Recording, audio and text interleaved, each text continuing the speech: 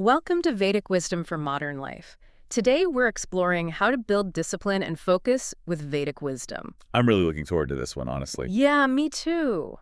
Because we are starting right at the heart of this quiet, almost invisible struggle that I just know so many of you listening to this have experienced. Absolutely. It's so universal. Right, like picture the scenario. You wake up and the house is completely quiet. The best part of the day. Exactly. And you have these incredibly pure intentions for the day ahead. Like you're going to be deeply focused, you're going to be patient with your family, you're finally going to tackle that big, meaningful project you've been putting off. Right, you've got it all planned out in your head. You really do. But then, almost inevitably, the phone lights up. A couple of urgent emails demand an answer. And it begins. Yep. Then a random thought about a household chore interrupts your breakfast. And suddenly you look at the clock, it's barely 10 in the morning, and your energy is just entirely scattered. Yeah, your mind feels like it has been pulled in, what, a dozen different directions? Exactly, and you haven't even really started your day yet. It's so frustrating. Well, that fragmentation of attention, it's really a defining characteristic of our time. It really is. And what is so vital to understand about this experience is that the Vedic tradition views this specific kind of scattering, not merely as, a modern inconvenience. Like just a side effect of a busy schedule or something. Right. It views it as a profound form of suffering, which is heavy, but true. Wow, suffering. That's a strong word for just being distracted. It is, but think about it. Yeah.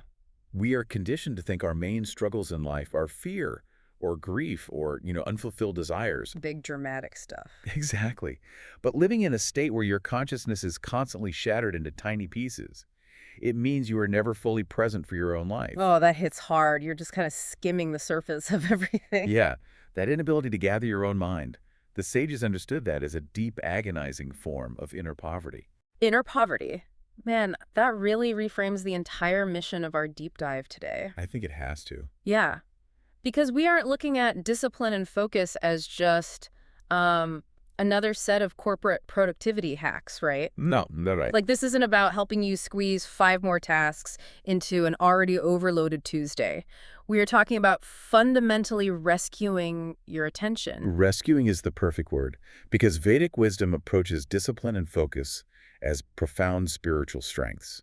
They aren't just mere tools for economic output. Right. It's not about just grinding harder. Exactly. The goal of this philosophy is to help you shift from a life of constant, exhausting reaction. Where you are just a pinball bouncing between notifications and impulses. Yes. You want to move away from that and toward a life of integrated conscious choice. So moving away from that scattered feeling. Right. You are trying to move from a state of inner leakage. Oh, inner leakage. I like that term. Yeah, where your vital energy just bleeds out into 100 shallow distractions. And you're moving toward a state of unshakable inner steadiness. Okay, but before we figure out how to stop that inner leakage, I feel like we need to look at why the container is broken in the first place. That's a great point. We have to look at the root cause. Right, like why is our attention so fragile right now? Why does just sitting in a chair and being present with one single task feel so physically uncomfortable for most of us? Well, first of all, we carry a lot of unwarranted guilt about this. Oh, for sure. We beat ourselves up constantly. You likely blame yourself, thinking you are inherently weak-willed or flawed because you can't maintain focus. But Vedic wisdom provides a much more compassionate lens. How so? By pointing directly to your environment. You are attempting to cultivate stillness in a world that actively, relentlessly rewards speed. Right. Speed, constant stimulation, outward movement. Exactly. The ancient sages talked about the danger of the senses constantly moving outward to grasp at the world. And that was thousands of years ago. Right. And today, your environment is engineered by highly sophisticated algorithms specifically designed to provoke those senses. It's literally weaponized distraction. It is. Your mind is being systematically trained by modern society to jump rapidly from one bright, shiny thing to the next. So the lack of focus isn't necessarily a moral failure on your part. Not at all. It's basically an expected biological and psychological response to an atmosphere of endless engagement. Precisely. It's a natural reaction to an unnatural environment. But, if the whole world is designed to scatter my attention, how does the Vedic approach counter that? Without just telling you to throw your phone in the ocean. Yeah. Like, I can't just move to a cave in the Himalayas. I have bills to pay. Exactly. Well, it requires a total redefinition of what discipline actually is. Okay, tell me more about that. Because in the modern Western world, we hear the word discipline and we immediately think of harsh restriction. We really do. It has such a negative connotation. Right. We picture grueling self-punishment, waking up at 4 a.m. to take an ice bath, and generally just making ourselves miserable for the sake of productivity. Right, the whole grind mindset. But the Vedic path views discipline entirely differently. It views it as protection. Protection. Okay, that feels much softer. It is. Discipline protects your mind from scattering. It protects your speech from carelessness and gossip. Oh, that's interesting. Protecting your speech, too. Yes. And most importantly, it protects your deepest spiritual aspirations from being swallowed whole by shallow daily habits. So it's not a punishment at all. No, it is a form of profound self-respect, and it's Yeah. guided by the concept of dharma. Okay, let's pause there. For those who might hear the Sanskrit word dharma and think it's just, an abstract philosophical concept. Sure, it can sound intimidating. Yeah. But we're basically talking about your inherent duty and alignment, right? Yes. Like doing the right thing for your specific nature and your specific phase of life, rather than just blindly chasing whatever feels good in the moment. That is an excellent translation, honestly. Yeah. Dharma is the universal principle of order. And acting in accordance with it brings inner harmony, right? Yes. When you view discipline through the lens of dharma, it is no longer your enemy. It is literally the armor that protects your highest intentions. Okay, let's unpack this a bit more. I was thinking about this analogy earlier. Well, let's hear it. So, if your daily energy is water, living without discipline is like pouring a massive bucket of that water straight onto flat concrete. Right, it has nowhere to go. Exactly. It just spreads out into a massive, shallow puddle. It covers a wide surface area, so you're technically doing a lot of things. You feel busy. You feel very busy, but there is absolutely no depth, no force, and that water just quickly evaporates under the hot sun. That is such a good way to picture it. So then discipline isn't a cage that traps the water, It's the riverbank. The riverbank, yes. It's the structure that actually gives your energy direction, momentum, and actual depth. The riverbank analogy perfectly captures the mechanics of this wisdom. Because living without that riverbank might provide a temporary illusion of freedom. Right, the freedom to just follow whatever random impulse or digital notification pops up. Exactly. But over time, that undirected life is shaped entirely by convenience, not by truth. Oh, wow. Shaped by convenience. Yeah, you start habitually choosing what is mildly pleasant over what is deeply purifying. And then what happens? Well, when life inevitably demands a higher, more difficult choice from you, you find yourself completely unprepared. Because you have never built the capacity to hold difficult energy. Exactly. You haven't built the banks of the river. The profound takeaway there is that true freedom isn't the ability to follow every passing impulse. True freedom is the profound ability not to be ruled by them. That's the core of it right there. Like, you don't restrain yourself because joy is forbidden. You build the riverbank because you value deep clarity far more than a fleeting moment of cheap indulgence. Yes. But, if you accept that discipline is the riverbank, the immediate problem becomes how you actually construct it. Right, the practical part. Because the modern instinct is to panic about the shallow puddle of your life Oh, I am so guilty of this. and attempt to build a massive, impenetrable concrete dam overnight. Yes. You wake up on a Monday and decide, that's it, I am changing my entire life today. We've all been there. You try to build discipline through sheer brute force. You become intensely strict. You cut out all sugar. You vow to meditate for an hour a day. You delete all social media apps. A total overhaul. And it lasts for maybe, 3 days? Before you inevitably collapse into total exhaustion. Yeah, the mind just violently rebels. Completely. And then you spend the entire weekend binge-watching television while eating junk food. It's such a pendulum swing. It is, and the sages deeply understood this psychology of the mind. Treating the mind violently only creates that exact pendulum swing of inner rebellion. Because the mind resists being forced into submission. Absolutely. Willpower is a finite resource.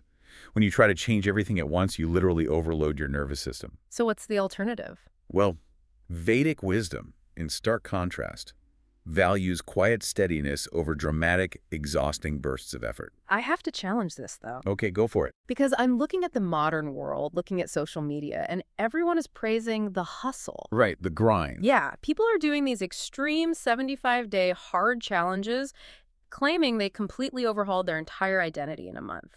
Hustle culture literally demands overnight transformation. It does. It's everywhere. So how do you, as a modern person, reconcile the intense societal pressure to fix it all right now with this quiet, patient Vedic approach of building just one truthful practice at a time? I mean, it feels incredibly slow. Well, it feels slow because it is real. Oh. Think about it. You have to look at the fruit of those extreme modern challenges. How many people actually maintain that intensity a year later? Probably almost zero. Right. A massive ego-driven effort done occasionally carries very little spiritual weight.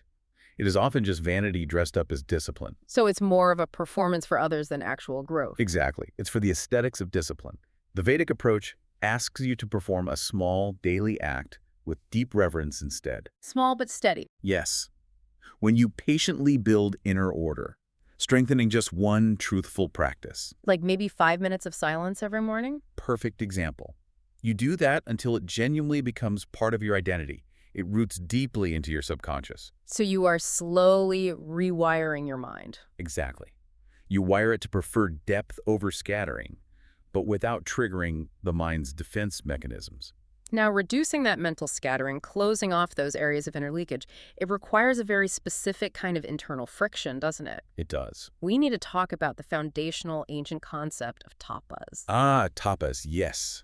To understand tapas, we first have to recognize the difference between the wandering mind and the collected mind. Okay, let's break those down. So the wandering mind is desperate for variety and novelty. It jumps from thought to thought, from app to app, because it is fundamentally terrified of stillness. And because it is always running, it loses the structural capacity to remain with anything deep. Exactly. It cannot pray, it cannot study complex material, cannot even truly listen to a friend in distress. That's incredibly sad, actually. It is. The collected mind, however, is gathered. Gathered, I like that. Right. It is not lifeless or rigid.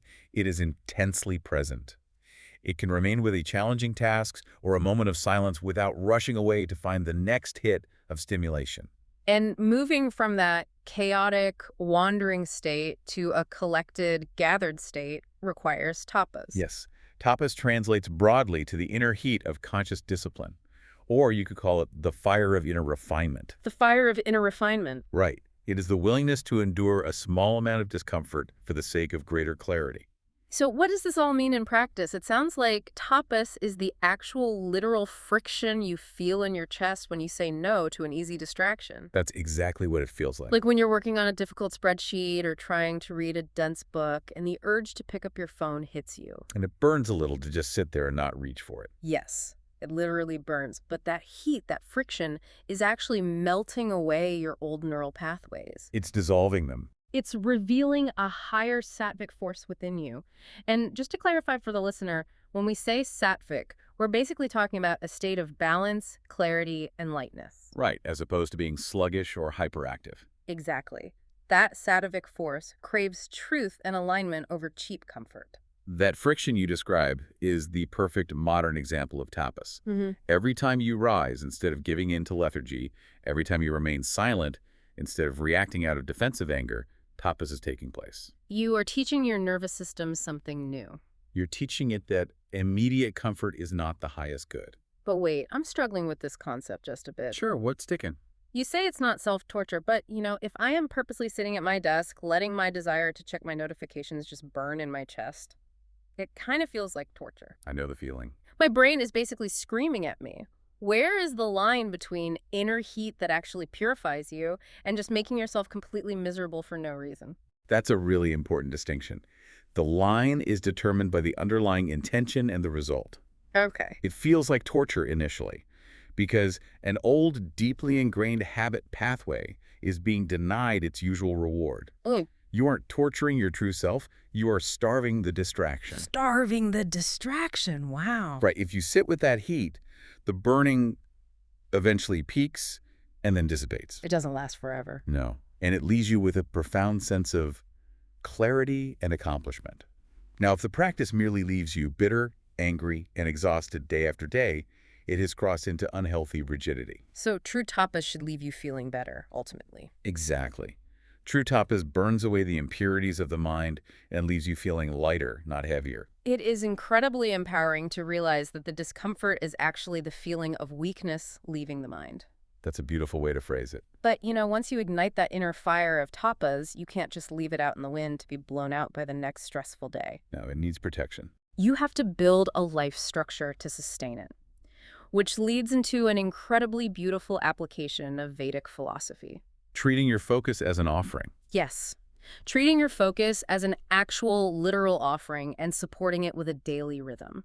The Vedic sages understood that whatever you repeatedly give your attention to literally shapes the architecture of your inner world. That makes total sense. Right. If your attention is constantly fragmented and given away to trivial, outrage-inducing, or shallow things, your inner life becomes very thin and reactive. But if you consciously offer your attention to what is pure, meaningful, and true, Then your inner life develops profound depth and resilience. which means focus isn't just a defensive tactic. Not all. It's not just about building walls to avoid a wandering mind.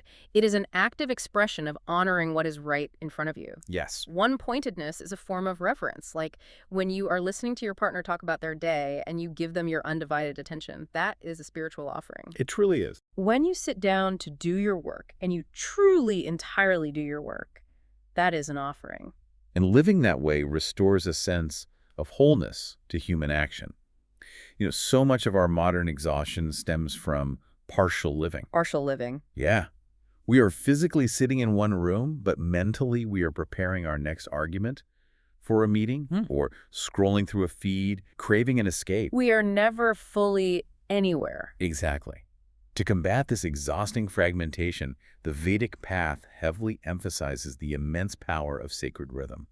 I want to use a different analogy here because I think it helps visualize how rhythm actually works. I love your analogies. Go ahead. Okay, so daily rhythm is like a skeletal structure. Your willpower, your motivation, your desire to do good, those are your muscles. Okay, I follow. But muscles need bones to pull against to create movement. If you don't have the bones, the established daily rhythms, your willpower has nothing to attach to. That is brilliant. And it eventually just collapses under the gravity of daily stress. If we connect this to the bigger picture, rhythm is the container that protects you from your own fluctuating moods. Because we all have moods. Of course. We're biological creatures. We all have days where we feel inspired and days where we feel utterly depleted. For sure. If you leave the structure of your day up to how you feel in the moment, your lower tendencies, the path of least resistance, will almost always win. It fundamentally reduces the cognitive load on your brain. I mean, decision fatigue is a real, scientifically documented phenomenon. Very real. If you know unequivocally that the first 15 minutes of your morning are dedicated to quiet reflection and breathing, you don't have to negotiate with yourself while you're still half asleep. You don't have to decide what to do. The structure takes over. The rhythm supports your higher intentions, entirely bypassing your weak morning willpower. It places your day inside a sacred order that honors what actually matters, rather than allowing your day to be hijacked by whatever happens to be the loudest, most frantic emergency in your inbox. But, even with strong bones, even with a beautiful rhythm, the modern world is still going to throw chaos at you. Inevitably. Maintaining this path of discipline requires us to actively protect the attention we've cultivated. It requires a practice of what the sources call wise refusal. Yes. Wise refusal is the deep, internalized understanding that not all invitations, impulses, arguments, or opportunities deserve your energy. This is remarkably hard for us. We suffer from a chronic fear of missing out. FOMO is a powerful force. It really is. We have been conditioned to believe that every text message requires an immediate response. Every passing question needs to be immediately researched on the internet. And every piece of online drama requires our emotional investment and opinion. Exactly. We just jump right into it. But giving in to those things carries a hidden, cumulative spiritual cost. Individually, spending 5 minutes reacting to an argument online seems harmless. Just 5 minutes, right. Right. But collectively, these constant micro-distractions keep your consciousness permanently trapped near the surface of life. Wow. Trapped near the surface. If you are constantly interrupted, either by your environment or by your own impulses, your mind simply forgets the taste of depth. It forgets how to go deep into prayer, into complex problem solving, or into genuine emotional connection. Without the practice of wise refusal, there can be no real focus. But wait, if I start putting up all these riverbanks, locking down my schedule and practicing wise refusal left and right, don't I risk becoming incredibly rigid?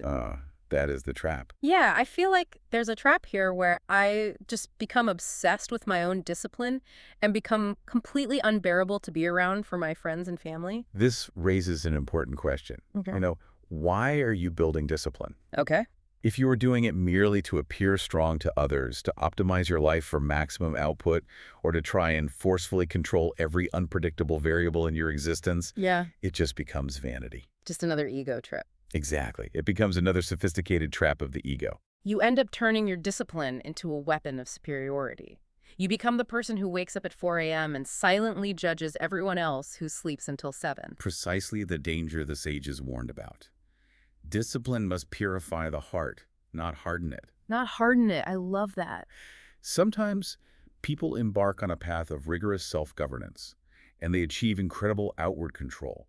They manage their time flawlessly and eat perfectly. And inwardly. Inwardly, they become proud, cold, and deeply impatient with the messiness of ordinary human life. Yeah, you lose your humanity a bit. Exactly. True focus must always be joined with deep compassion. True discipline must always be softened by humility. So your self-governance should actually make you a gentler, clearer, and more deeply trustworthy presence in the lives of others, not a rigid dictator of your own routine. Exactly. When you remember that you are building discipline to make your mind a clear vessel for truth, rather than just a machine for productivity, the entire practice shifts. It shifts from being an act of ego into a genuine sacred offering. The purpose keeps the practice pure. You maintain profound inner balance without losing your essential human softness. As we bring all these deep, ancient concepts together, I want to leave you with immense reassurance. You do not need to quit your corporate job, abandon your family responsibilities, and withdraw to a silent ashram to live this wisdom. No, not at all. The Vedic tradition is profoundly practical. You begin the work exactly where you are in the middle of your messy, loud, modern life. You start by giving your day at least one single moment that belongs entirely to your higher intentions, and you protect it fiercely. Make that one moment non-negotiable. It could literally just be a 5-minute pause in your car before you walk into the office. Or a short dedicated reading in the morning before looking at any screens. Right. It's not about the grand size of the action. It's about the fierce sincerity behind it. If you protect just one moment, the sincerity of that collected focus will slowly, organically start to reshape the rest of your day. But be profoundly patient with yourself.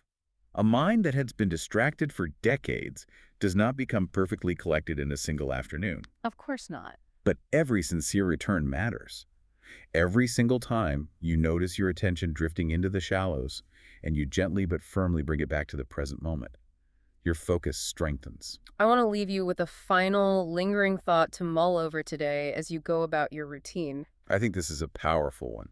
Think about the last time you felt truly, deeply rested. Really try to recall the physical sensation of it. It probably wasn't when you were mindlessly scrolling through a feed for an hour or trying to casually watch a show while answering emails on your laptop. No, that never really works. True rest only arrives when the mind is fully collected in one single place. What if the ultimate cure for our chronic modern exhaustion isn't simply trying to sleep more hours, but finally allowing our fractured attention to rest in a single, undivided moment? That's beautifully said.